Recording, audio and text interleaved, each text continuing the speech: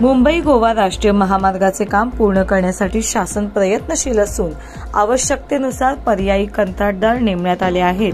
या महामार्गाची सर्व कामे डिसेंबरपर्यंत पूर्ण केली जातील अशी माहिती सार्वजनिक बांधकाम मंत्री रवींद्र चव्हाण यांनी दिली।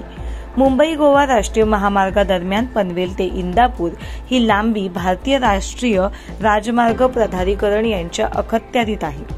पनवेल ते कासू या दरम्यानचे काम जवळजवळ पूर्ण झाले असून फक्त सेवा रस्ते आणि गडप येथील भुयारी मार्गांचे काम प्रगतीपथावर आहे।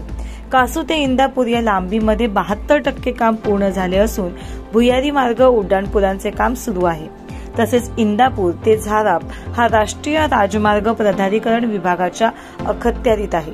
या लांबीमधील 85% काम पूर्ण झाले असून इंदापूर ते झाराप या लांबीमध्ये एकूण 10 पॅकेजेसच्या कामांसाठी मंजूर असलेल्या एकूण 6100.44 कोटी इतक्या रकमेपैकी आजपर्यंत 3580.33 कोटी रुपये इतका खर्च झालेला असून एकूण 355.28 किलोमीटर संकल्पित लांबीपैकी 295.402 किलोमीटर लांबीचे काम म्हणजेच अंदाजे 85% काम हे पूर्ण झाले आहे।